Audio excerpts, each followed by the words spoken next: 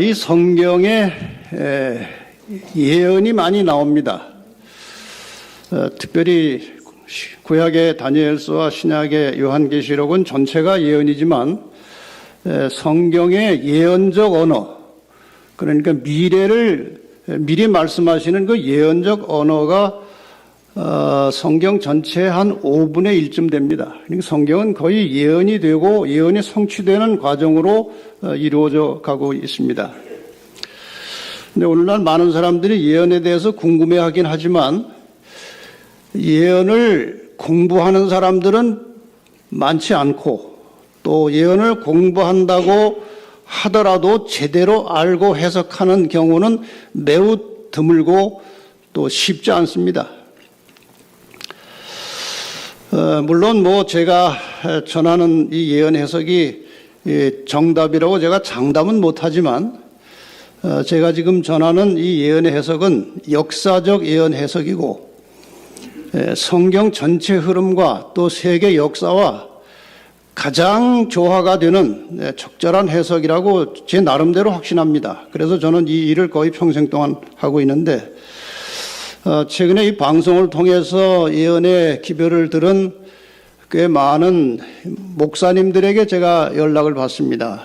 자기가 장로교 목사인데 혹은 순복음교 목사인데 하면서 자기 신원을 밝히고 예언을 좀 공부하려고 많은 책들을 보고 강의를 듣는데 전부 다 제각각이고 다 서로가 틀려서 그리고 한다고 해도 앞뒤가 맞지 않고 혼란스러운데 목사님이 그 창세기 3장 15절을 기준으로 해서 성경 전체 예언을 풀어나가는 그것을 들을 때 정확하게 예언을 깨닫게 되었다. 이런 반응들이 꽤 많이 옵니다. 제가 오늘 물론 시작할 때 창세기 3장 15절을 설명을 드리겠습니다마는 그 창세기 3장 15절의 말씀을 제대로 이해 못하면 성경 전체가 이해가 안 되는 것입니다. 그것을 제대로 이해하면 성경 전체를 읽지 않아도 그저 한눈에 이해될 정도로 아주 중요한 규절입니다. 그래서 이번에 한 주간 동안 이 드리는 예언의 말씀은 저는 한 평범한 목사에 불과하지만 제가 드리는 말씀은 어마어마하게 중요한 것입니다. 어쩌면 여러분 개인의 영원한 운명을 결정할 만큼 중요한 것입니다. 그래서 첫날 인사차만 오시지 말고 한 주일 내내 잘 참석하시면 아마 여러분의 인생과 신앙에 놀라운 변화가 일어날 것입니다. 이 성경의 예언은 사람으로 말하면은 뼈대와 같은 것입니다. 뼈가 없는 사람이 온전할 수 없듯이 이 예언을 제대로 이해하지 못하면은 제대로 된 온전한 신앙을 할 수 없게 되어 있고 방향을 찾지 못하게 되어 있습니다. 그래서 이 한 주간 동안 예언의 말씀을 통해서 여러분들의 신앙과 인생에 올바른 방향이 설정되고 또 여러분의 신앙이 좀 더 새롭게 열렬하게 하나님의 말씀에 충실하게 살아갈 수 있는 그런 귀한 기회가 되기를 간절히 바랍니다.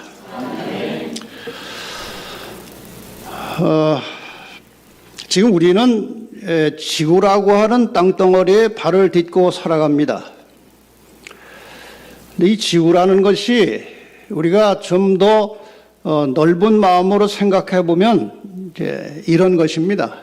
지금 여기 보시는 별은 전체 우주의 아주 일부분에 지나지 않는 그런 별 세계입니다.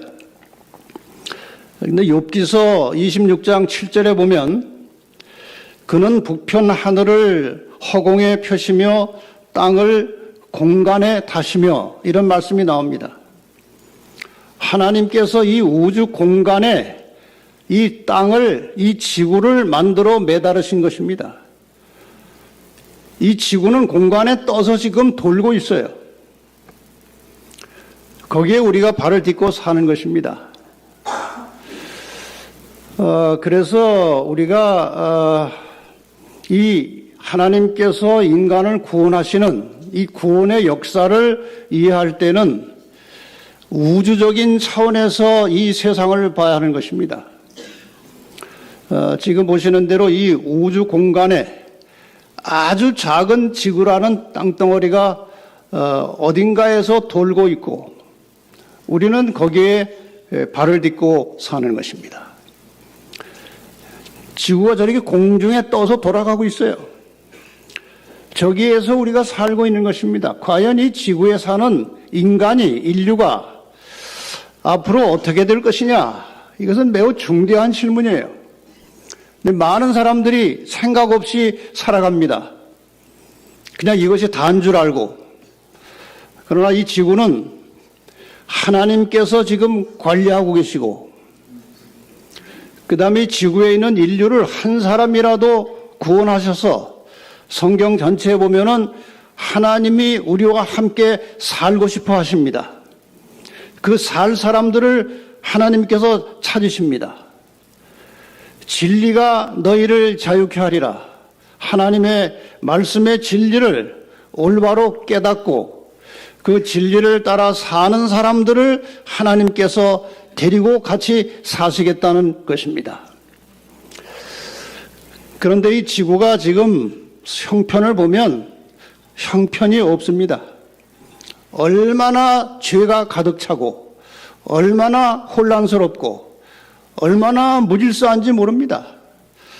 그저 대부분의 사람들은 그저 평범하게 하루하루 먹고 살고 일하고 하지만 저는 이 예언을 연구하고 가르치는 목사로서 이 세상의 형편을 여러 분야에 뭐 정치, 경제, 문화, 종교 등등 여러 분야의 이 세상의 형편을 상당히 구석구석 살피고 연구하면서 이 예언에 적용을 하고 있는데 정말 이 세상은 더 이상 오래 지탱할 수 없는 매우 불안한 상태가 되었습니다. 희망이 보이지 않아요. 인류의 희망은 오직 성경에만 있어요. 그래서 이번에 전체 주제를 이 인류의 마지막 희망은 무엇인가 이런 주제로 예언을 풀어가려고 합니다. 근데 예언을 가르쳐 보면 두 번으로 나누어서 할 수가 없는 부분이 많아요. 다니엘 2장, 7장 하면은 그걸 다 가르쳐야 됩니다. 근데 그 1시간 혹은 40분 설교 가지고는 도무지 그거를 설명을 해낼 수가 없어요. 그래서 제가 그동안 뭐 수많은 강의를, 세미나를 통해서 이제 줄였는데도 최소한 한 70분에서 80분 걸립니다. 그러니까 여러분 여기 오실 때 각오를 하고 오세요. 7시 반에 시작했으니까 8시 반에 끝내겠지. 그렇게 기대하지 마시고, 이번에 아예 내가 내친 김에 성경을 제대로 한번 배우고 공부하겠다. 그런 연구하는 마음으로, 진지한 마음으로 기도하고 오시기 바랍니다. 이 성경의 예언은 인간의 지식만 가지고는 깨달을 수가 없어요.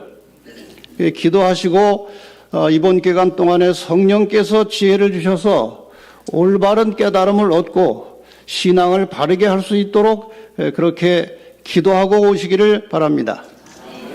어쨌든 제대로 듣고 나시면 여러분의 생각이 달라질 것입니다. 제가 방송을 통해서 많은 개신교인들의 연락을 받고 있어요. 뭐 장로교, 뭐 감리교, 순복음교, 천주교 등등 여러 교파로부터 이 말씀을 들은 성도들에게 연락이 오는데 대부분의 그 피드백은 이제야 성경에 눈을 뜨게 되었다는 것입니다.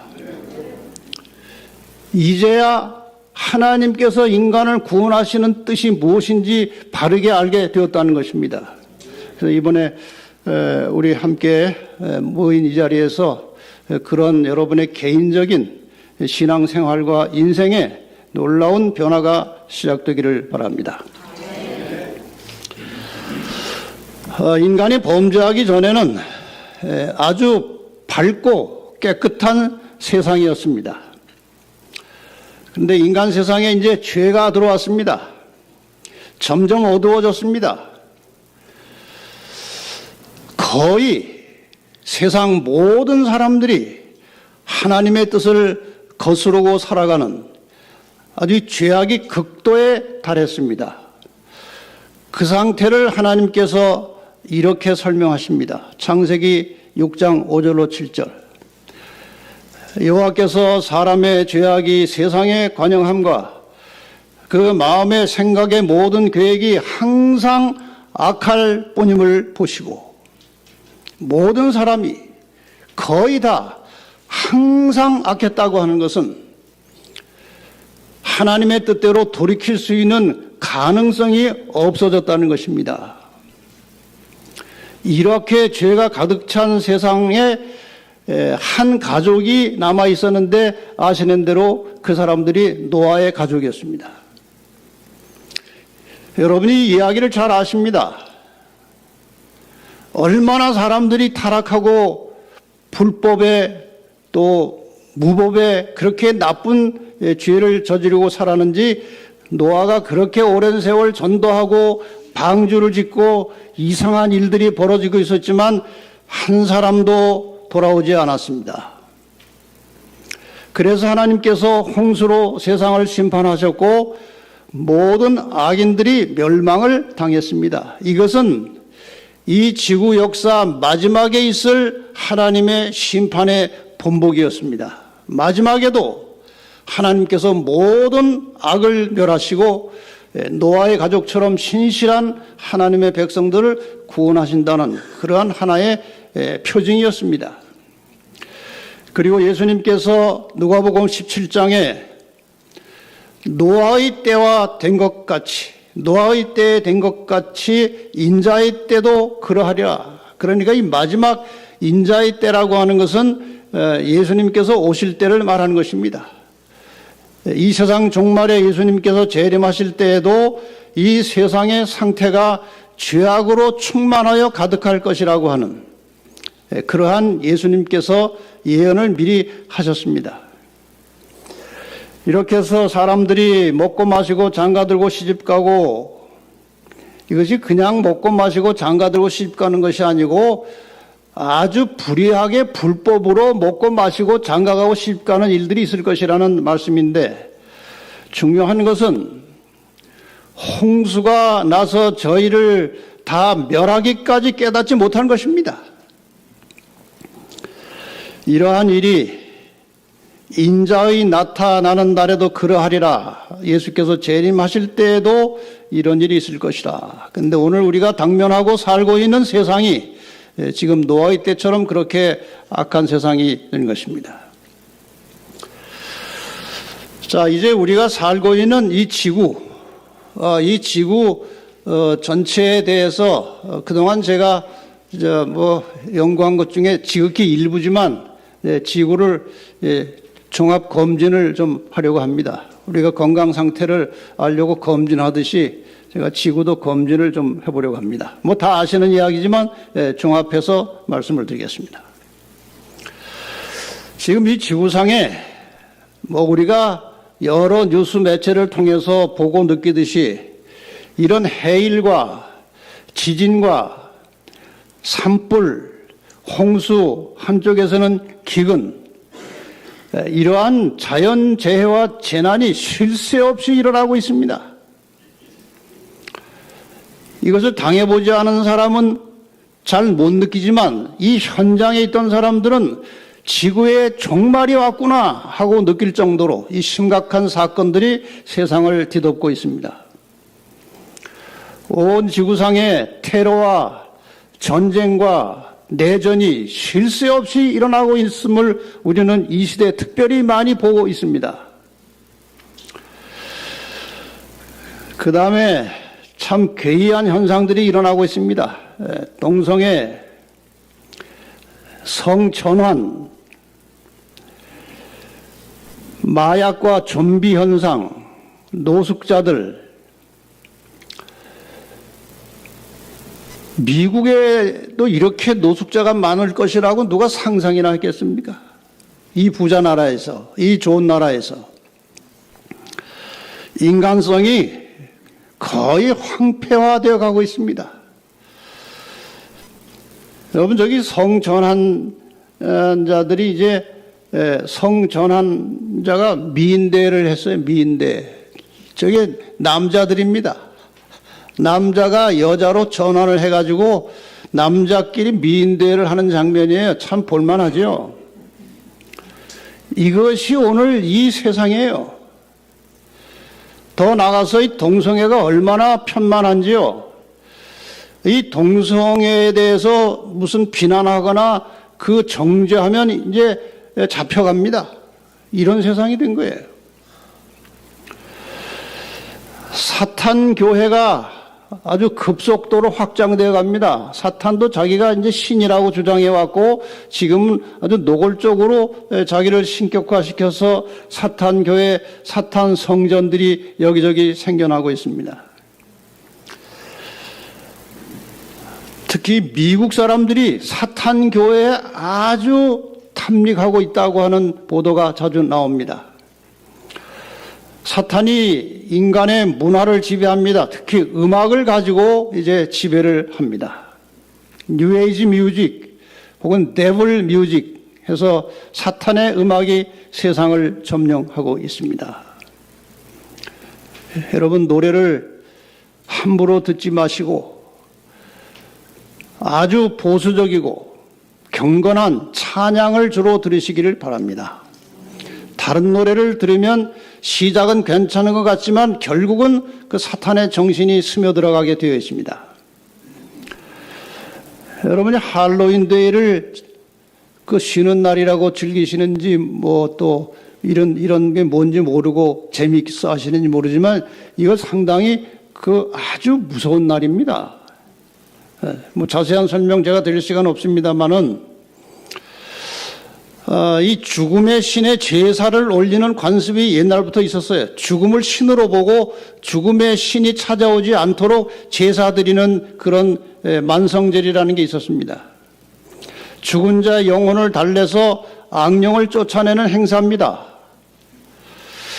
이렇게 이 악령을 쫓아내는 풍습에서 악령에게, 사탄에게 공격당하지 않으려면은 사탄처럼 분장을 하고 다녀야 해를 안 받는다는 거예요. 그래서 이 할로윈데이에 나오는 모든 그런 모양들, 그런 뭐 그 그림들, 그런 뭐 장식들은 전부 다 사탄 마귀의 모습을 하고 나오는 것이 사탄이 공격할 때 봐달라는 거예요. 나도 사탄이니까. 이런 것이 지금 세계를, 우리나라는 옛날에 이 할로윈데이 같은 거 별로 관심이 없었어요. 지금 얼마나 퍼져나가는지 몰라요. 2023년 작년 4월 28일부터 30일까지 보스턴에서, 미국 보스턴에서 사탄 숭배하는 사람들이 다 집결해서 축제를 벌였습니다. 자, 이 축제에 뭐 온갖 하나님을 저항하고 하나님을 저주하고 사탄을 찬양하는 행사가 벌어지는데 이 사탄의 공개적인, 그전에는 사탄이 숨어서 일했는데 지금 공개적으로 나타나고 있어요. 거기서 이런 행사가 있었습니다.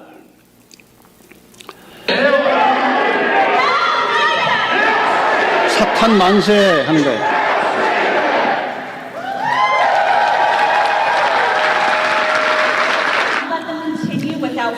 그건 성경입니다. 성경. Of their siege and destroy their symbols of oppression. Symbols of oppression.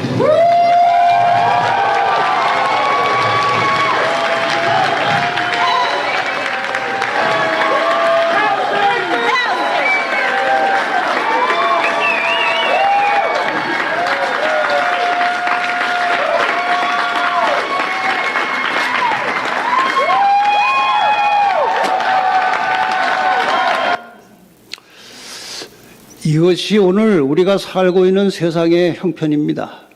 몇 가지 요약해서 말씀드렸습니다마는 정말 어둡고 혼란스럽고 앞길을 알 수 없는 암흑 같은 세상이 되었습니다.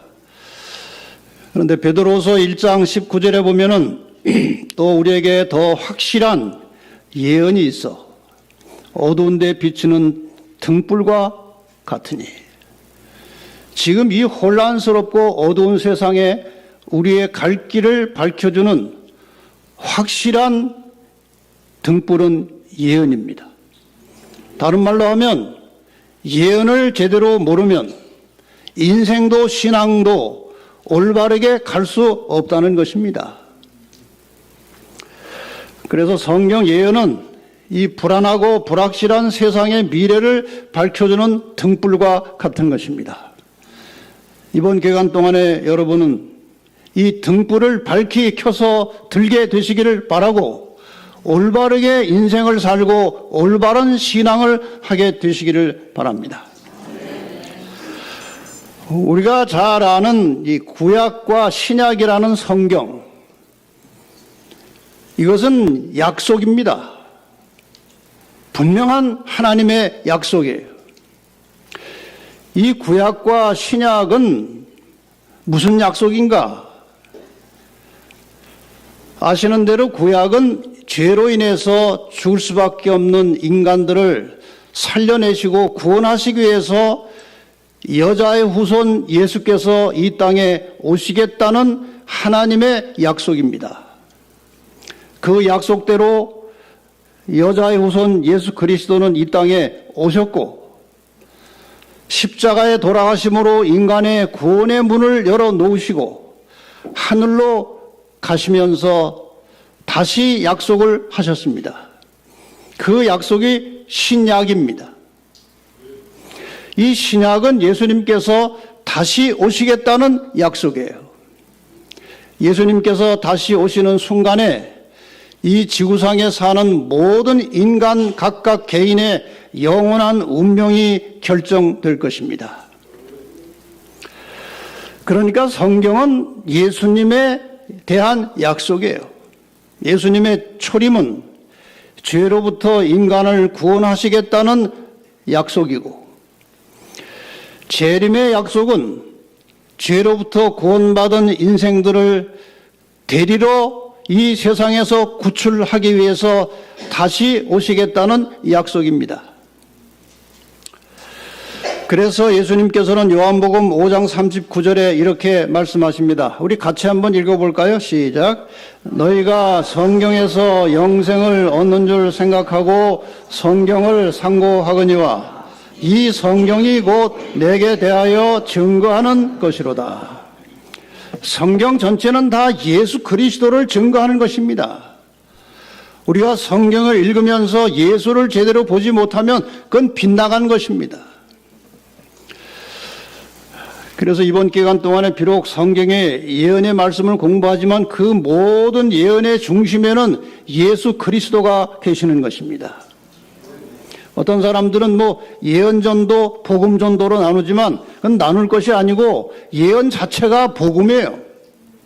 이번 기간 동안에 여러분은 예언 속에 나타난 복음을 제대로 살펴보시고 발견하게 되시기를 바랍니다. 잠언 29장 18절에 보면은 묵시가 없으면 백성이 방자에 행하거니와, 이 방자에 행한다는 말은 버릇없이 함부로 한다는 말도 있지만 갈 곳을 알지 못해서 갈팡질팡 산다는 그 말이에요.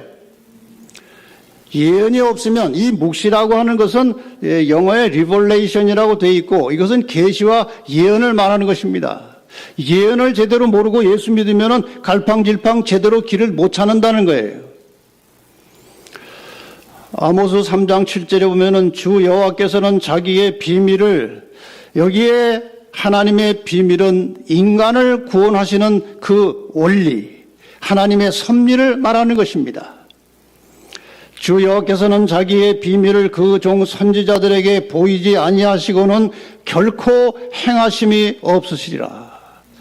하나님께서는 이 세상 역사를 주관해 나가실 때 항상 앞으로 될 일을 미리 말씀하시고 그 일이 성취되고 나서 그 다음 일을 또 말씀하시고 성취되고 나서 또 말씀하시고, 이렇게 예언을 통해서 인류의 역사와 구원을 하나님께서 이루어 가십니다.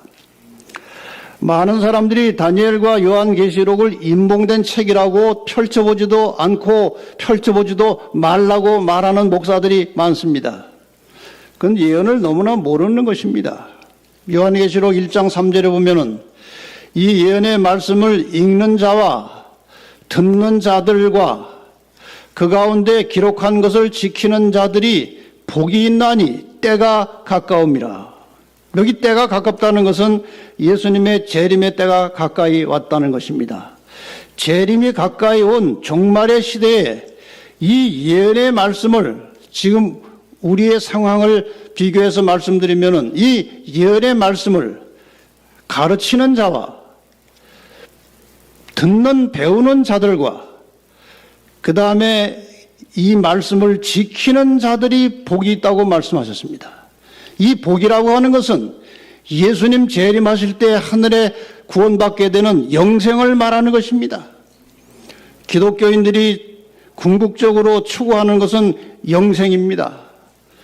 그런데 이 영생의 복을 받을 자들은 예언의 말씀을 정확하게 가르치고 배우고 실천하라고 말씀하십니다. 오늘 첫날이라 좀 서론적으로 긴 말씀을 드렸습니다.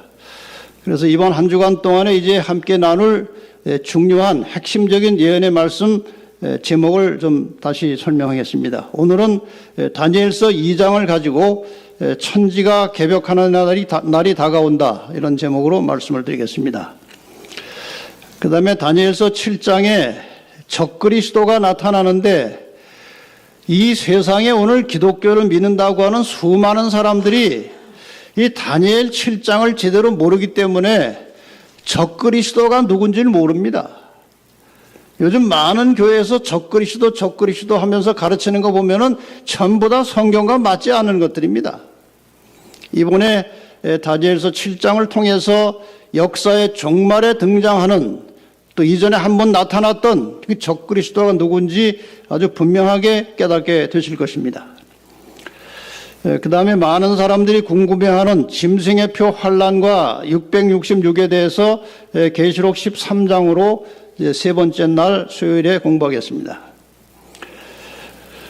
목요일에는 계시록 14장의 말씀을 통해서 인류에게 보내는 최후 통첩 혹은 마지막 초청이라고도 할 수 있습니다. 이 말을 듣지 않으면 영원히 멸망당하든지, 이 말씀을 제대로 들으면 영원히 살든지 운명이 결정되는 중요한 메시지가 계시록 14장에 나와 있습니다.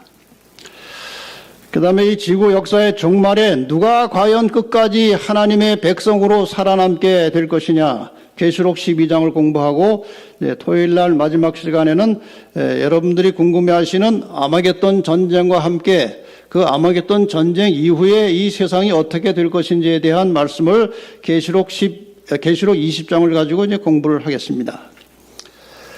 이 하루하루 주제가 다 굉장히 중요한 것들입니다. 여러분 한 날이라도 빼놓지 마시고 오셔야 건강에 좋습니다. 하나라도 놓치면 그 다음 날 공부가 잘 안 되는 겁니다. 다 연결이 되어 있어요. 그래서 혹시 못 올 사정이 생기면 사탄아 물러가라 하고 오세요. 반드시 오시면 끝날 때 여러분은 귀한 선물을, 복을 받아 가시게 될 것입니다. 오늘 첫날 천지가 개벽하는 날이 다가온다, 이 제목으로 말씀을 드리겠습니다. 예레미야 42장 3절에 보면은 당신 하나님 여호와께서 우리의 마땅히 갈 길과 할 일을 보이시기를 원하나이다. 이 교회가, 하나님의 백성들이 가는 길이 있습니다. 어느 길로 가야 될지를 하나님만 아십니다. 그 다음에 길이 분명히 정해져야 이 길을 가는 동안에 무엇을 하고 살아야 될 것인지 할 일을 결정할 수 있는 것입니다. 길을 모르면 일도 모르는 것입니다. 이 길로 가는데 저런 일을 하면 안 되거든요. 그래서 이 성경의 예언은 우리가 가야 할 길을 보여주고 이 길을 가는 동안에 무엇을 하고 살아야 될지를 가르쳐 주는 것입니다. 그래서 이번 기간 동안에 갈 길을 확인하고 그 다음에 이 길을 가는 동안에 무엇을 하고 살아야 될지를 설명을 드리도록 하겠습니다. 하나님께서 인간을 다시 찾아서 구원하시겠다는 약속, 하나님의 선언 혹은 최초의 성경에 기록된 예언의 말씀이 창세기 3장 15절에 나옵니다. 이 창세기 3장 15절의 배경은 여러분이 아시는 대로 인간이 범죄하고 타락한 이후에 갑자기 수치심이 생기고 두렵고 불안하고 초조하고 죄책감이 들고 아주 이상한 감정이 생겨난 것입니다. 그래서 급히 무화과나무 잎사귀로 옷을 해입고 이상하죠. 사람도 없는데 숨어 있었습니다. 둘이서. 아무도 보는 사람 없는데 그것이 죄의 결과였어요. 두려움이에요. 그때 하나님께서 동산에 나타나셨습니다. 이 하나님께서 아담에게 묻습니다. 아담, 너 왜 그러고 있느냐? 선악과 먹었냐? 예. 하와가 줘서 먹었습니다. 죄는요, 시작부터 핑계입니다. 오늘 우리도 죄지면 꼭 핑계됩니다. 자기는 별로 잘못이 없다는 거예요. 그게 죄인이란 증거입니다. 다시 하나님께서 하와에게 묻습니다. 너 왜 먹었냐? 뱀이 줘서 먹었습니다. 하나님께서 뱀에게 묻지 않으셨습니다. 너 왜 그러느냐? 안 하셨어요. 왜? 뱀 속에 사탄이 들어가 있었고 뱀은 사탄의 매개체로 이용당한 짐승이지 뱀 자체가 나쁘진 않았어요. 그 속에 사탄이 들어간 것입니다. 뱀은 아주 그 당시 아름답게 빛나는 동물이었어요. 이때 하나님께서 이 상황에서 하신 말씀이 창세기 3장 15절이에요. 내가 할 때 나는 하나님이시고 너로 할 때 너는 사탄입니다. 내가 너로 사탄 너로 여자와 원수가 되게 하고 해석은 나중에 다시 하겠습니다. 너의 후손도 여자의 후손과 원수가 되게 하리니 이제 싸운다는 것입니다. 적대감을 가지고 싸운다는 뜻이죠. 여자의 후손은 싸움의 결과 여자의 후손은 내 머리를 상하게 할 것이요 너는 그의 발꿈치를 상하게 할 것이니라. 저 색깔을 잘 구분해 보시기 바랍니다. 빨간색으로 있는 너와 너의 후손, 분홍색으로 있는 여자와 여자의 후손이 각각 같은 편입니다. 그래서 여자와 여자의 후손이 한 편이 되고 사탄과 그 뱀의 후손이 한 편이 되어서 싸울 것이고 싸움의 결과 한쪽은 머리를 다치고 한쪽은 발꿈치를 상한다는 거예요. 여러분, 이 예언은요, 성경 전체를 한 귀절로 압축해 놓은 것입니다. 창세기 3장 15절을 풀어놓으면 성경이에요. 이 성경 전체를 압축해 놓으면 창세기 3장 15절이에요. 근데 제가 많은 개신교회 집사님들, 권사님들, 장로님들, 목사님들을 가르쳐 본 경험이 많아요. 놀랍게도 창세기 3장 15절을 제대로 이해하는 사람은 제가 거의 만나지를 못했습니다. 성경을 모른다는 거예요. 아주 죄송하지만. 자, 그러면 이제 설명을 좀 드리겠습니다. 내가 할 때 나는 하나님이십니다. 너는 사탄이에요. 여자와 너가 원수가 되겠다고 할 때 이 여자는 성경에서 상징적으로 쓰일 때 교회를 말합니다. 그래서 순결한 교회는 정숙한 정결한 여자고 나중에 역사가 지나면서 타락하고 배도한 교회는 음란한 여자라고 표현합니다. 어쨌든 여기에서 여자는 하나님의 백성들 혹은 교회를 말하는 것입니다. 너의 후손은 사탄의 지시를 받고 사탄의 인도를 따라서 이 교회와 성도들을 박해하는 이 세상의 악의 세력들을 말합니다. 여자의 후손은 예수 그리스도이십니다. 그런데 예수 그리스도를 왜 여자의 후손이라고 했느냐 이거예요. 우선 구약의 하나님의 백성, 구약의 여자는 이스라엘입니다. 그리고 예수님께서 십자가에 돌아가시고 이 땅에 교회를 세우신 이후에 이 땅에 있는 여자, 신약의 여자는 교회입니다. 예수님께서 구약의 여자, 이스라엘의 혈통을 빌려서 이 땅에 태어나실 것을 예언한 것입니다. 또 다른 이런 중요한 의미가 있어요. 구약의 모든 족보는 남성 위주입니다. 아브라함이 이삭을 낳고 이삭이 야곱을 낳고 실제로 낳은 것은 부인들이 낳았어요. 그런데 성경은 이상하게 남자가 낳았다고 되어 있어요. 구약의 모든 족보는 남성의 씨를 기준으로 이어져 가는 것입니다. 남자의 씨가 있어야 사람이 나오는 거예요.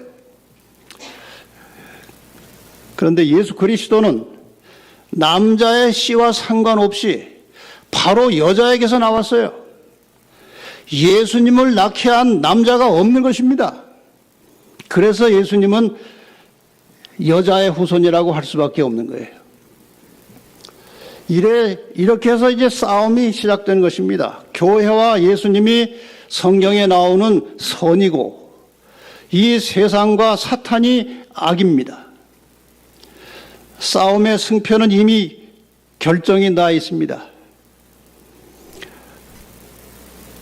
예수 그리스도 여자의 후손은 발꿈치를 상한다고 그랬고 뱀 사탄은 머리를 상한다고 했어요. 무슨 상징인가요? 머리가 깨지면 죽는 것이고 발꿈치는 일시적인 상처입니다. 그러니까 여자의 후손이 발꿈치를 상한다는 말씀 속에 예수님의 십자가 죽음과 부활과 승천이 나와 있는 것입니다. 사탄이 예수를 십자가에 못 박을 것이지만 그것은 일시적인 상처일 것이고 그분은 부활하셔서 승천하셨습니다.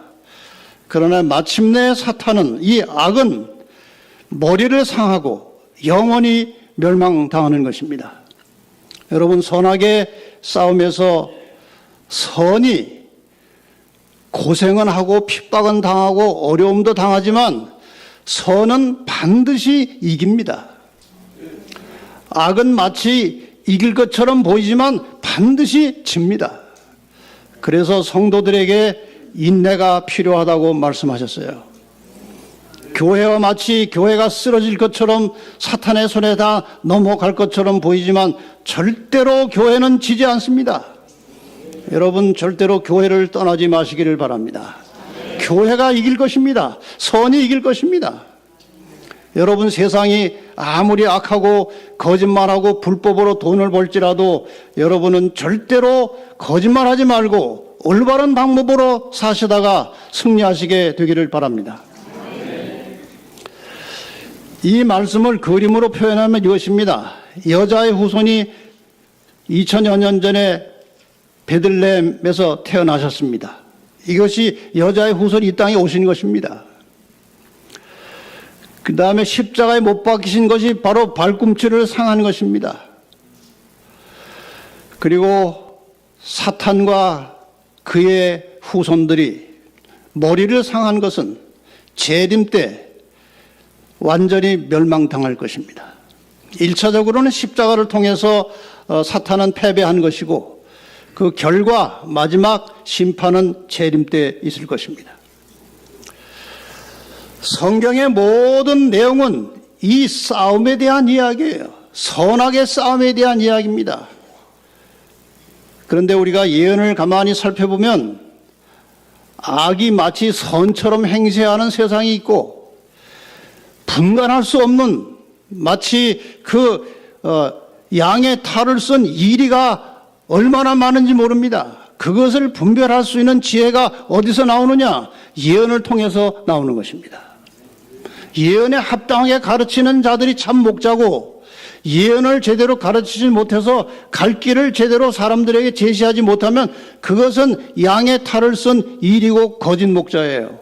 그것을 분별할 줄 알아야 하는 것입니다. 이제 다니엘서 2장에 예언된 인류의 마지막 희망을 오늘 간단하게 설명을 드릴 텐데, 이것은 모든 성경 예언의 뼈대가 되고 기초가 되는 것입니다. 많은 분들이 다니엘서 2장을 이해하고 있습니다만은 다시 한번 정리해서 설명을 드리겠습니다.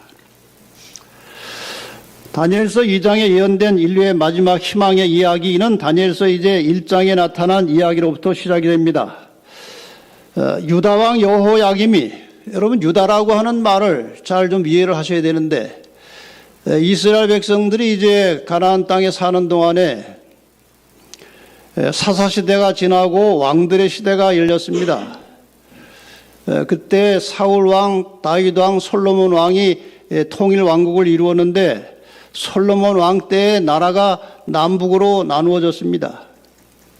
북쪽에 여로보암을 중심으로 10지파가 올라갔고, 남쪽에 유다 지파를 중심으로 베냐민 지파 약간 섞여서 그렇게 나라가 남북으로 나누어졌는데, 주전 722년에 아수르가 쳐들어와서 북방 왕국을 완전히 멸절시켰습니다. 근데 남방 유다는 살아 있었어요. 아수르가 남방 유다를 멸망시킬 힘이 없어서 살려놓은 게 아니고요, 하나님께서 살려놓으신 것입니다. 이유가 뭔가 하면은 그 남방 유다를 통해서 여자의 후손이 태어날 것이 예언되어 있었어요. 남방 유다마저 멸망당하면은 예수님의 혈통이 끊어지는 것입니다. 그래서 하나님께서 유다 족속을 통해서 여자의 후손이 태어날 때까지 하나님께서 유다 백성을 지켜주신 것입니다. 그래서 오늘날 이스라엘 사람들은 거의 다 유다인이고, 그래서 유대인이나 그렇게 부르는 거예요. 그 남방 유다 왕 여호야김이 이제 위에 있은 지 3년에 옆에 바벨론 왕 느부갓네살이 쳐들어와서 이제 많은 사람들을 포로로 잡아가고 성전의 기물들을 훔쳐가고 빼앗아가고 성전을 파괴시켰습니다. 이 느부갓네살 왕이 2년 만에, 왕된 지 2년 만에 꿈을 꿨는데, 일어났는데 꿈을 다 잊어버리고 생각이 하나도 안 나는 겁니다. 그래서 그 바벨론의 박사들, 술객들, 점장이들 다 불러다 놓고, 내가 어제 꿈을 꿨는데 다 잊어버리고 생각이 안 나니까 그 꿈하고 해석을 좀 내놔라. 너희들 뭐 그것 때문에 지금 먹고 사는 사람들인데 그거 빨리 내놔라. 알 수가 없죠. 그 왕이요, 꿈 얘기를 하면 우리가 해석을 할 수 있습니다. 뭐 해석은 나중에 틀릴지라도 일단 하면 되니까요. 근데 꿈도 생각이 안 나는 거예요. 그 왕이 이제 화가 나가지고 다 죽여버리라고 그랬어요.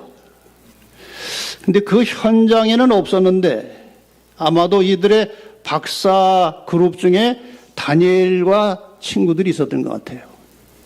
특히 다니엘이 이제 거기에 속해 있었던 것 같아요. 다니엘도 이제 죽이겠다고 누가 온 것입니다. 다니엘이, 왕이 뭐 그렇게 급하십니까? 나를 좀 왕에게 좀 인도해 주시면 내가 왕에게 좀 할 말이 있습니다. 그래가지고 그 이제 장군이 데리고 왕 앞에 데리고 갔어요, 다니엘. 그 다니엘이 왕한테, 왕이시여, 그 며칠만 시간 주시면 내가 그거 가져오겠습니다. 그랬어요. 저는 이걸 보고요, 다니엘이 평소에 얼마나 하나님과 가까이 살았으면 하나님한테 물어보지도 않고 이렇게 대답을 했을까?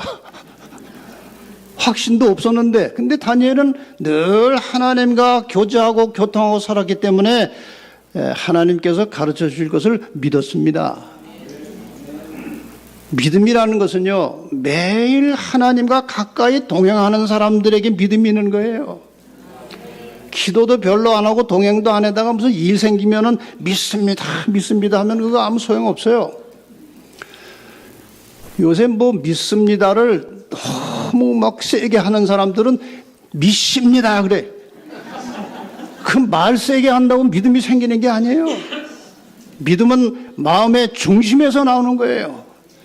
진실한 마음으로 날마다 주님과 동행하는 사람에게 믿음이 있는 거예요. 다니엘이 믿음이 있었어요. 다니엘은 이제 며칠 기한을 받고 이제 친구들과 함께 돌아가서 기도했습니다. 간절하게 기도했고 하나님께서 기도에 응답을 하시고 그 모든 꿈 내용과 해석을 다니엘에게 다 보여주셨습니다. 이제 다니엘이 왕 앞에 나타났습니다. 왕이여, 왕이 침상에 나가서 장래일을 생각하실 때 놀랍지 않습니까? 왕이 꿈 내용은 고사하고 잠들기 전에 생각한 것까지 가르쳐 주신 것입니다. 왕이 주무시기 전에 앞으로 될 일을 생각하고 주무셨죠. 그 말이에요. 기가 막힌 일입니다. 어떻게 그것까지 다 알아요? 은밀한 것을 나타내시는 이가 장래일을 왕에게 알게 하셨사오며 내게 이 은밀한 것을 나타내시면 내 지혜가 다른 인생보다 나은 것이 아니라 오직 그 해석을 왕에게 알려서 왕의 마음으로 생각하던 것, 뭘 생각했어요? 장래일을 생각하다가 잠들었기 때문에 왕이 생각하던 것을 왕한테 가르쳐 주신 것입니다. 다시 말하면 꿈 내용은 미래에 있을 일을 하나님이 보여주셨다는 그런 말 아닙니까? 자, 이 왕의 마음으로 생각하던 장래일을 꿈을 통해서 하나님께서 왕에게 보여주셨는데 그 꿈은 이런 것입니다. 왕이여, 왕이 한 큰 신상을 보셨나이다. 동상을 보셨죠? 어렴풋이 생각이 나는데 기가 막히게 맞는 것입니다. 그런데 그 신상의 머리는 금으로 되어 있고 가슴과 팔은 은으로 되어 있었고 배와 넓적다리는 노수로 동으로 되어 있었고 종아리는 철로 되어 있었고 그 다음에 철에서 이어진 발과 발가락은 철과 흙이 섞였습니다. 그런데 꿈이 거기서 끝난 게 아니죠. 이 신상이 섰더니 공중에서 돌이 하나 날아와서 이 신상에 발을 쳤습니다. 그랬더니 신상 전체가 산산조각이 나서 어디로 다 날아가 버리고 이 발을 친 돌이 태산을 이루어 온 세상에 가득한 꿈을 꾸신 것입니다. 기가 막힌 노릇입니다. 잊어버렸지만 말을 하니까 생각이 나는데 정확한 것입니다. 그 꿈을 우리가 한번 영상으로 뭐 똑같진 않겠지만 비슷하게 만들어진 영상으로 한번 보십시다. 꿈에 이런 신상이 나타났어요. 저 머리가 금으로 된 저런 신상이 나타나는 것입니다. 머리는 금이고 가슴과 팔은 은이고 배와 넓적다리는 노시고 철은 종아리고 그 다음에 발은 철과 진흙이 섞인 저런 동상을 꿈에 본 것입니다. 근데 돌이 하나 날라옵니다. 사람의 손을 대지 아니한 돌이 날라와서 이 발을 칩니다. 발을 쳐부숩니다. 완전히 산산조각이 나서 다 날아가 버리고 신상은 날아가 버리고 이 우상을 친 돌이 태산을 이루어 세상에 가득하게 되었다. 이게 꿈이에요. 자, 다시 복습을 하겠습니다. 금머리, 은가슴, 놋배, 철종아리. 이제 해석이 필요한 것이죠. 해석을 좀 해봐라. 왕이요. 왕은 열왕의 왕이시라. 하늘의 하나님이 나라와 권세와 능력과 영광을 왕에게 주셨고 인생들과 들짐승과 공중의 새들 어느 곳에 있는 것을 물어나고 그것들을 왕의 손에 붙이사 다 다스리게 하셨으니 왕은 곧 그 금머리입니다. 그 인간적으로 기분이 좋을까요? 나쁠까요? 아이고 뭐 금으로 된 머리가 자기라고 하니까요. 야, 그 너희 하나님 사람 알아보시는구나. 야, 그 기분 좋다. 뭐 그런 거예요. 그렇죠?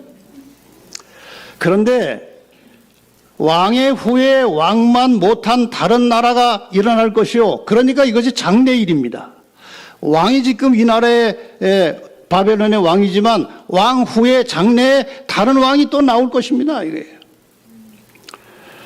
셋째로 또 놋 같은 나라가 일어나서 온 세계를 다스릴 것이며, 이렇게 해서 이제 바벨론 이후에 나타날 역사 이야기를 다니엘이 미리 하는 것입니다. 미리. 이것이 예언입니다. 그런데 놀랍게도 바벨론 이후의 역사를 우리가 실제 기록된 역사책에서 보면 이 신상의 역사와 똑같은 겁니다. 긴 설명 제가 하지 않겠습니다. 지나간 역사고 명확한 증거가 있기 때문에 제가 세계사 책에 나오는 한 인용문으로 이것을 다 해석하고 이제 넘어가겠습니다. 신바벨로니아 수도 바빌론은 서남아시아의 상업과 문화 활동의 중심지가 되었으나 북방의 신흥 세력인 페르시아에게 정복되었다. 그리스를 정복한 알렉산더 대왕은 다시 오리엔트 세계를 지배하고 있던 페르시아 군과의 전투에서 연전연승을 거두고 알베라에서 다리우스 3세를 격파하여 페르시아를 멸망하였다. 로마는 전후 3회에 걸친 전쟁에서 카르타고를 무찌르는 한편 그리스를 정복하여 마침내 기원전 2세기에는 지중해 전역을 지배하게 되었다. 여기 역사가 정확하게 나와요. 바벨론, 페르시아, 그리스, 로마라는 나라의 역사가 차례차례 나옵니다. 이 신상의 역사와 정확하게 일치하는 것입니다. 저 금으로 된 머리는 바벨론이에요. 은으로 된 가슴, 팔은 페르시아입니다. 바벨론은 페르시아에게 망했어요. 노스로 된 배와 넓적다리는 페르시아를 멸망시킨 그리스, 옛날 이름으로 헬라입니다. 그 다음에 철로 된 종아리는 그리스를 멸망시킨 로마예요. 얼마나 정확합니까? 하나님께서 수백 년 전에 이 역사를 미리 보여주시고 가르쳐 주신 것입니다. 그런데 로마에서 이어진 발가락은 무엇이냐? 로마는 일시에 망하지 않았습니다. 세계사 역사책에 보면은 로마 제국은 1차적으로 동로마, 서로마로 나눠졌다가 그 로마 제국의 본산지였던 서로마가 게르만 민족의 이동에 의해서 서서히 나라가 약해지고 분열되다가 476년에 이렇게 나라들이 다 쪼개져 버렸습니다. 이 쪼개진 나라들이 오늘날의 유럽, 영국, 프랑스, 독일, 이태리, 스위스, 스페인, 포르투갈 이런 나라들의 이제 모체가 된 것입니다. 그러니까 철과 진흙이 섞인 이 발가락은 로마 시대 이후로 분열된 나라들을 말합니다. 그리고 이 열국은 단지 유럽에서 분열된 나라만 상징하는 것이 아니고 이 세상 역사 마지막까지 로마 제국 이후에 어떤 나라도 하나의 힘이 세계를 지배하거나 통치할 수 없는, 하지 못하는 그런 로마 제국 이후에 많은 나라들이 철같이 강한 나라와 흙같이 약한 나라가 함께 섞여 살지만 하나가 되지 않은 분열된 나라들을 말합니다. 여기 이렇게 다니엘이 설명합니다. 왕께서 철과 진흙이 섞인 것을 보셨은즉 그들이 다른 인종과 서로 섞일 것이나 피차에 합하지 아니함이 철과 진흙이 합하지 않음과 같으리이다. 여러분, 철하고 진흙은 합쳐지지 않습니다. 붙지 않습니다. 철하고 콘크리트는 붙어도 흙은 붙지 않아요. 그러니까 지금 여러분과 제가 살고 있는 이 세계 수많은 나라들의 이 현재 상태는 이 신상으로 말하자면은 발가락 시대에 살고 있어요. 어떤 사람은 이것을 좀 더 압축해서 발톱 시대라고 말합니다. 그만큼 끄트머리에 와 있다는 거예요, 세상 역사가. 그런데 그동안 세상에 많은 사람들이 나타나서, 힘 있는 자들이 나타나서 이 나누어진 세상을 하나로 합치기 위해서 무던히 노력을 해왔습니다. 그러나 다 실패했고, 최근에는 이 배후에서, 이 지구 역사의 배후에서 세상을 지배하는 사람들이 있어요.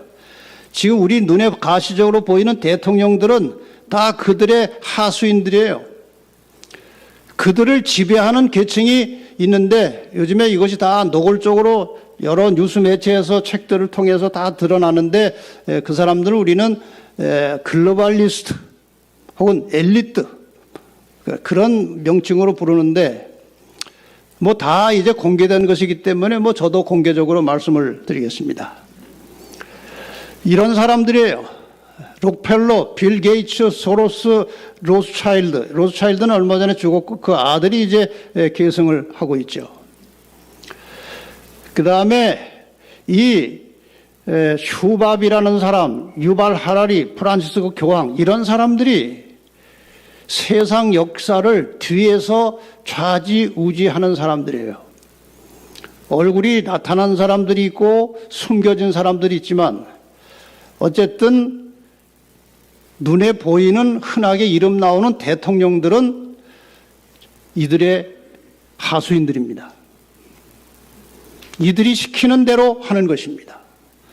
이들이 시키는 것을 거부하면은 권력이 오래 가지 못하고 때로는 암살까지 당합니다. 이런 것이 우리가 살고 있는 이 세상의 현실이에요. 일루미나이트 유대인이라고 알려진 록펠러가 이렇게 말합니다. 우리가 정치적, 경제적으로 통합된 세계 정부 수립을 위해 음모를 꾸미고 있다고 믿는 사람들이 있다. 옛날엔 그걸 음모론이라고 그랬죠. 그것으로 고소한다면 나는 유죄가 되고 그렇게 하고 있다는 겁니다. 그 사실을 자랑스럽게 생각할 것이다.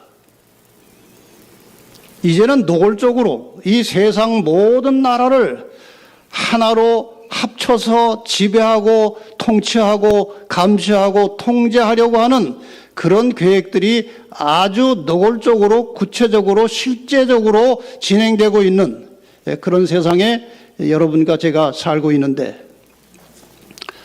제가 이 말씀을 확신을 가지고 드리는 이유는 이런 과정과 모든 절차는 이제 내일 모레 공부하시게 될 요한계시록 13장의 예언을 성취해가는 과정에서 이런 일은 일어날 수밖에 없는 것입니다.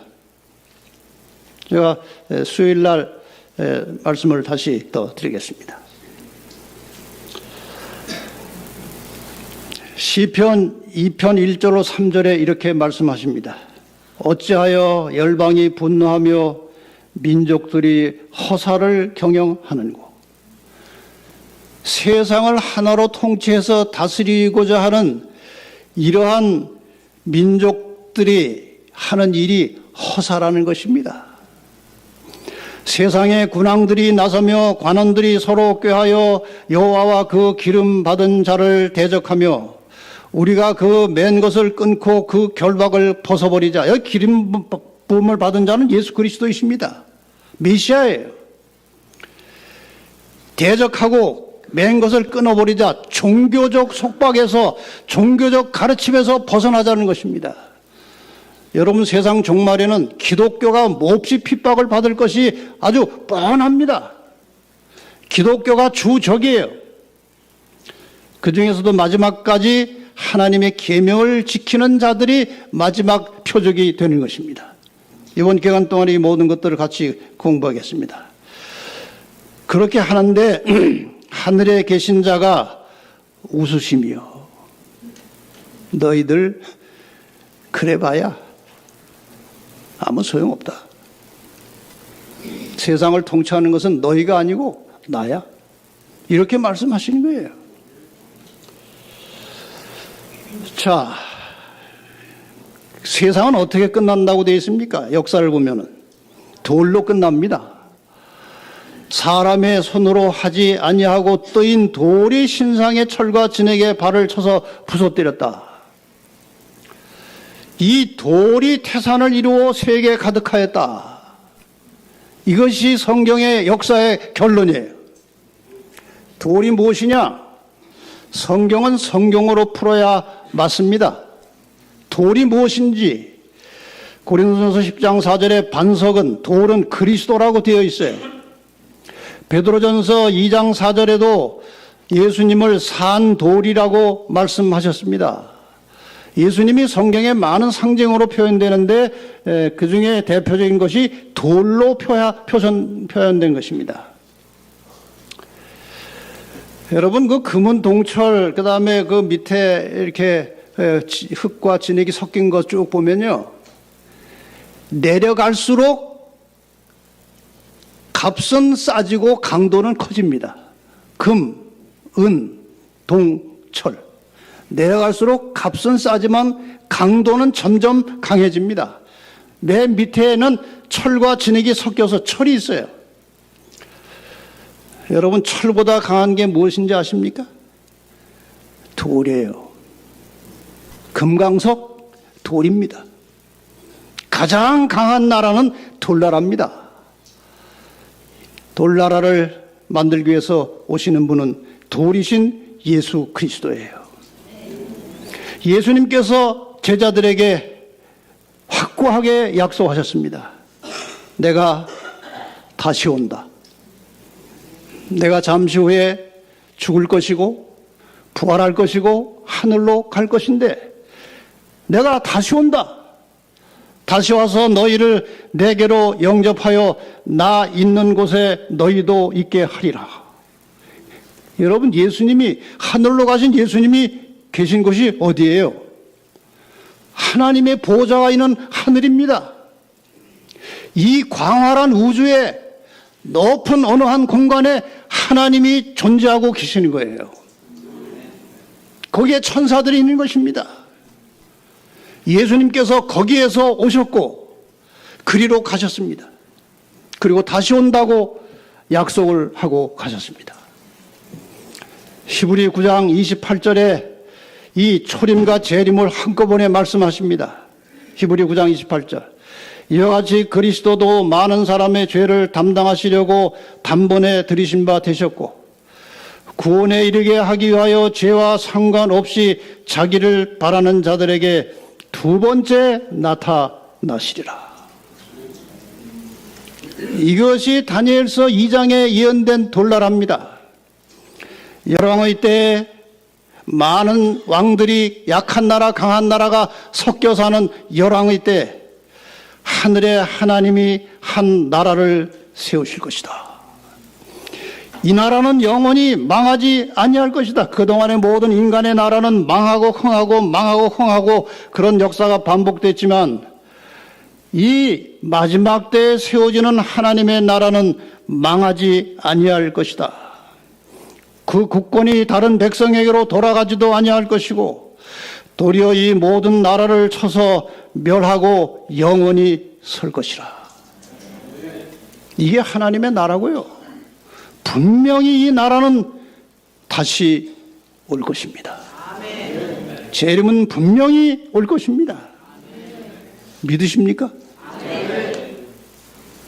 조금 덜 믿으시는 것 같은데. 믿으십니까? 안 믿어도 오십니다. 여러분이 믿거나 안 믿거나 간에 준비가 되었든지 안 되었든지 간에 때가 되면 그분은 오실 것입니다. 믿는 자에게 복이 있을 것입니다. 지금 이 시대는 강한 나라와 약한 나라가 섞여 살지만 하나로 연합되지 않는 이 시대에 돌이 오는 것입니다. 하늘에서 하나님이 예수님께서 이 땅에 내려오시는 것입니다. 재림의 장면을 한번 잠깐 그저 사실은 똑같지 않겠지만 상상을 한번 해봅시다. 이 지구에 하늘에서 주님께서 내려오시는 것입니다. 엄청난 영광으로 오시는 것입니다. 반드시 오실 것입니다. 온 세상이 난리가 날 것입니다. 천지는 개벽될 것입니다. 악인들은 완전히 여기서 멸망할 것입니다. 그러나 구원받은 성도들은 천사의 안내를 받고 부활한 성도들과 함께 공중에서 예수님을 만나게 될 것입니다. 이것이 인간 역사의 마지막이고 이것이 인간이 바라볼 수 있는 최후의 소망이에요.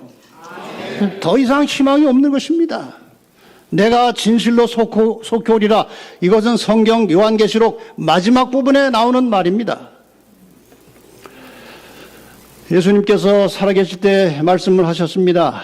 인자의 징조가 하늘에서 보이겠고 그때 땅의 모든 족속들이 통곡하며 그들이 인자가 구름을 타고 큰 능력과 큰 영광으로 오는 것을 보리라. 몰래 오시는 게 아니에요. 요즘 많은 사람들이 휴거를 가르치고 휴거를 믿는데 예수님은 잘 안 보이는데 그냥 뭐 돌아다니다가 갑자기 하늘로 올라간다는 휴거, 그거는 완전히 잘못된 교리예요. 예수님이 재림하실 때 모든 사람이 볼 것입니다. 악인들도 의인들도 재림을 볼 것입니다. 주님께서 오실 때에 도적같이 오시리니 그날에는 하늘이 큰 소리로 떠나가고 체질이 뜨거운 불에 풀어지고 땅과 그 중에 있는 모든 일이 드러나리로다. 하늘이 불에 타서 풀어지고 체질이 뜨거운 불에 녹아질 것이다. 하늘은 종이축이 말린 것 같이 떠나가고 각 산과 섬이 제자리에서 옮긴다. 천지가 개벽을 하는 것이고 그날이 지금 가까이 오고 있어요. 여기 이런 말씀이 있습니다. 이사야 40장 10절에 보라 주 여호와께서 장차 강한 자로 임하실 것이요 친히 그 팔로 다스릴 것이라. 보라 상급이 그에게 있고 보응이 그 앞에 있다. 주님이 오시는 날 어떤 사람은 영벌에 어떤 사람은 영생에 들어갈 것입니다. 이번 기간 동안에 이 말씀을 들은 모든 여러분들은 영생에 들어가시기를 바랍니다. 노아의 때처럼 노아의 기별을 거절하는 불쌍하고 죽은 영혼들이 되지 마시고 영생에 들어가는 순종하는 하나님의 자녀들이 되시기를 바랍니다. 노아가 이 기별을 전할 때 많은 사람들이 조롱하고 웃었습니다. 저 노인네가 상식에 맞지 않는 말을 하고 있다고. 그런데 놀라운 일이 벌어졌습니다. 홍수가 나기 한 주일 전에 새들이 질서정연하게 방주로 날아 들어가고 그 다음에 동물들이 깨끗한 초식동물은 7쌍씩, 육식동물은 1쌍씩 들어가는 것입니다. 아무도 보이지 않는데 이 짐승들이 줄을 맞춰서 들어가는 거예요. 여러분, 이 정도의 일이 일어나면 정신을 차려야 되지 않습니까? 그런데 정신을 차리지 못했습니다. 제가 이번 기간 동안에 예언의 말씀을 통해서 이런 사실들을 여러분에게 소상하게 가르쳐 드릴 것입니다. 전해 드릴 것입니다. 그런데도 정신 못 차리는 사람들이 분명히 있을 것입니다. 그렇지 않기를 바랍니다.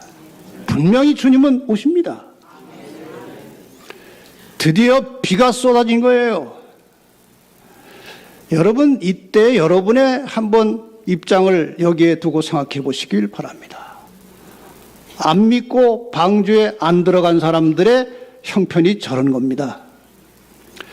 노아 할아버지 문 좀 열어주세요. 잘못했습니다. 이미 때는 늦었습니다. 배는 멀리 떠나가 버립니다. 이 때가 너무 늦었구나. 이렇게 될 줄은 몰랐네. 주님 오실 때 여러분 이런 후회 하지 않기를 바랍니다. 그 김대성 목사 뭐 이렇게 시원찮게 생긴 사람이 와서 한 말이 그게 사실이었구나. 근데 일은 너무 늦었네. 이렇게 하지 마시고 지금부터 정신을 차리고 주님의 재림을 믿고 준비하고 기다리시기를 바랍니다. 이번에 처음으로 이 성경 예언의 말씀을 듣게 되신 귀하신 손님 여러분, 그리고 사랑하는 재림 성도 여러분, 성경에 기록된 하나님의 말씀을 믿으시기 바랍니다. 성경에 기록된 모든 예언의 말씀은 100% 성취되었고 앞으로 남은 예언도 반드시 성취될 것입니다. 인류를 구원하러 오시는 예수님의 재림은 성경에서 가장 중요한 예언입니다. 그리고 조만간 예수님의 재림은 예언은 반드시 성취될 것입니다. 보이지 않던 영적 세계가 우리 눈에 보이는 현실로 나타날 것입니다. 노아 홍수 시에 대부분의 사람들이 홍수로 세상이 멸망할 것이라는 하나님의 말씀을 상식에 맞지 않는다고 믿지 않았습니다. 노아를 조롱했습니다. 하늘에서 이 세상으로 내려오시는 예수님의 재림, 인간의 지식으로는 이해할 수 없는 상식에 맞지 않은 것처럼 생각될 수도 있습니다. 그러나 하나님의 세계는 인간의 과학이나 상식을 초월하는 것입니다. 노아 시대의 사람들이 홍수를 믿지 않았지만 비는 쏟아졌고 죄악 세상의 인류는 멸망했습니다. 여러분이 예수님의 재림을 믿지 않아도 예수님은 우리를 구원하시러 분명히 다시 오실 것입니다. 믿으시기 바랍니다. 저는 100% 믿습니다. 노아의 가족들이 하나님의 말씀을 믿고 방주를 짓고 그 안에 들어가서 살아남았듯이 예수님의 재림을 믿고 준비하며 기다리던 사람들은 영원한 생명을 얻게 될 것입니다. 이것이 인류의 마지막 희망입니다. 오늘 저녁에 이 말씀을 들으신 여러분들은 예수님의 재림을 믿으시고 하나님의 구원의 날을 기다리며 준비하시다가 주님 오시는 그날에 영원한 생명에 들어가시기를 바랍니다. 지금 이 시간 이 순간 성령께서 우리 마음에 임하셔서 새 마음을 주시기를 간절히 바랍니다. 그런데 이 예수를 믿고 구원 얻는 일을 사탄이 방해하고 있다는 사실을 알아야 합니다.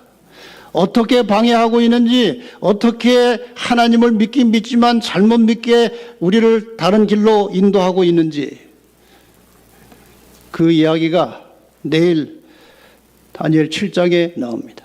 적그리스도를 아십니까?